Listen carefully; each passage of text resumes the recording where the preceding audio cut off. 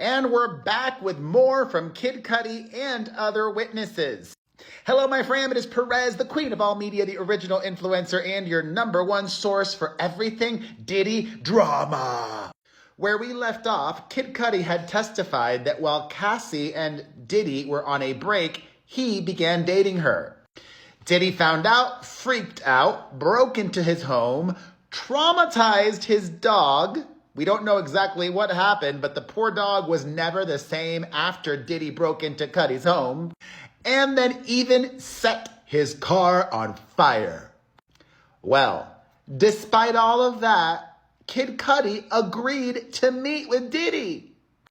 The rapper reveals that the two of them met up at the Soho House in Los Angeles, and he was standing there staring out the window with his hands behind his back like a Marvel supervillain. He testified, his whole point was, we were homies, you know? That was my girl. I let him know. She told me they were broken up, and I took her word for it. Cassie eventually joined the meeting, and then, Cudi said, we stood up, shook hands. As I was shaking his hand, I said, what are we going to do about my car? You know, the car that he blew up. I asked him when our hands were clasped together. He looked back at me with a cold stare and said, I don't know what you're talking about.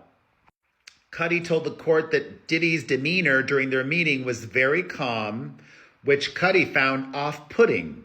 It was weird that he was so calm. After Cudi asked Diddy about the car, the cheapo responded, I thought we were cool. Do we have a problem? That seems like a veiled threat to me. Cudi testified that again, a few years later, after all this drama went down in 2011 and 2012, he ran into Diddy again at Soho House. Quote, he was with his daughter, and he pulled me to the side and basically apologized for everything. He said, man, I just want to apologize for everything. All that boosh.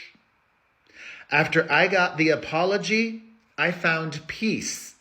That was the last thing I was suspecting to get from him, Cudi testified. Cudi also testified to the jury that during his brief relationship with Cassie, she confessed to him that Diddy was physically abusive to her. Cudi testified that Combs would hit her, sometimes kick her, she had told him.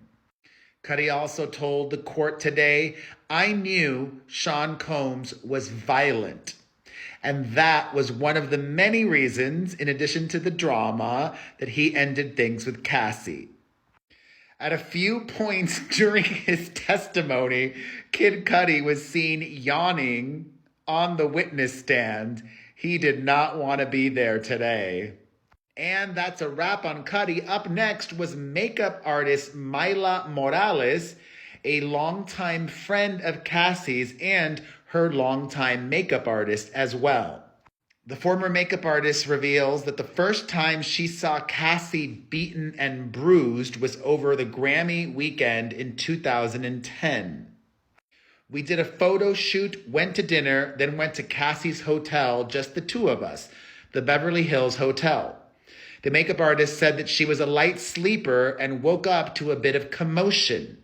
Diddy came in immediately after and asked where Cassie was. He said, where the F is she? After storming out of Cassie's bedroom, Morales testified that the singer had a swollen eye, a busted lip, and knots on her head. The makeup artist testified that she did not observe any injuries to Diddy's face or anywhere on him. Her friend, the makeup artist, testified that she did not tell the police out of fear. She said, afraid of Sean, of course, I feared for my life. Morales testified that Cassie stayed with her for a few days after the incident, and a doctor friend of hers came to check on the singer, and Cassie refused to go to the emergency room. Morales also testified that Sean was very involved in all of the makeup looks that Cassie did, and that she would have to send Diddy pictures and get his approval.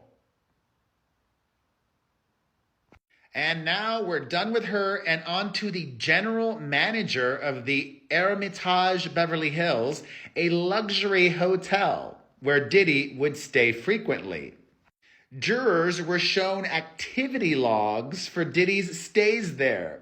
For one visit in 2015, the hotel's documents said that the rapper always spills candle wax on everything and uses excessive amounts of oil, and that his room should be placed out of order upon departure for deep cleaning. The notes also said to please authorize an extra $1,000 when guest stays with us to cover any room damages. A housekeeping note said to monitor outside his room down the hall to spray air freshener. On one occasion, the record showed there was candle wax on carpets and nightstands, and that a charge of $500 should be added for damage and cleaning. Frederick Zemmer testified that Diddy would stay under an alias and that his room had to be kept at 75 degrees. Very specific.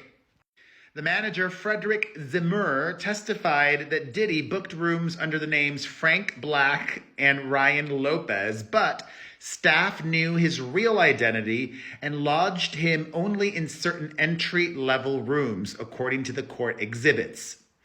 Probably because they didn't want him messing up the real fancy big super suites. As we've heard many times already during the previous days of testimony, Diddy would hold his freak-offs in these hotel rooms. Hence the candles and oil. That was a wrap on the hotel manager, and then we moved on to another witness today. Action-packed. Joshua Croft, a Homeland Security special agent specialized in computer forensics, took the stand. The fifth witness for the day. He laid out his methodology, which was quite technical, in detail for the jury. He said that he extracted data from multiple devices involved in this case. He gave a broad overview of what he found on different laptops, signs of damage or being erased to factory settings, for example. One of the devices had a damaged hard drive, but Croft was still able to recover a lot of data, he testified. Another laptop, which belonged to Cassie, had been reset to factory settings and showed a login screen for Frank Black. The agent said that he extracted text messages from these computers, but didn't discuss any of the material recovered. And that was a wrap on him. Afterwards, the judge told the jury there would be no more witnesses today. Judge Subramanian jokingly asked the jurors if they had any objections. The judge then told them to go for a bike ride or watch the Knicks playoff games this weekend. Also, the judge said that the jurors might meet family and friends over the long break. The judge reiterated his order that they not discuss the case. The judge said this is an immense public service and told everybody we are right on schedule, meaning the trial is expected to end on time. He said, enjoy the long weekend. You all really deserve it. I do too, and I am. Thank you all for your support. I apologize for getting this video and the other one late to you all today. I ended up taking a nap. I needed it. I love you. I mean it. Thank you. Thank you. I'll see you guys when court resumes. Unless there are any developments over the holiday, then I don't rest. I always work. You'll hear any updates that are relevant from me as soon as they happen. All right, thoughts on everything that we've learned? Let's discuss it all in the comments section.